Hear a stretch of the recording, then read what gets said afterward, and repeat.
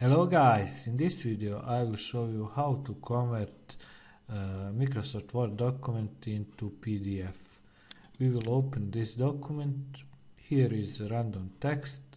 What we need to do now, we need to go here and we need to go here where is Save As, and we will select PDF or XPS.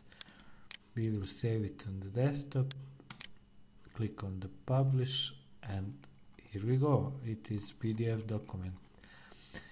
If you have a 2007 version of the Office, you need to download the extension and then you can save as PDF. I will put download link in the description of this video. If you have newer version of the Office, you don't need to download anything. I think that you have it pre-installed already. Thanks for watching. Please like, share and subscribe.